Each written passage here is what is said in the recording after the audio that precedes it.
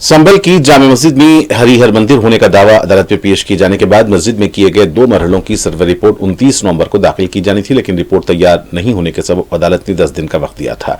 अब court commissioner के जरिए आज यानी पीर को सीलबंद लिफाफे में रिपोर्ट पेश की जाएगी। इस सिलसिले में अदालत के बाहर सख्त तहफुजाती इंतजाम किए गए हैं। हालांकि खबर है कि कोर्ट कमिश्नर लाल सिंह राठौर की तबीयत खराब हो गई है, जिससे अगली तारीख ली जा सकती है।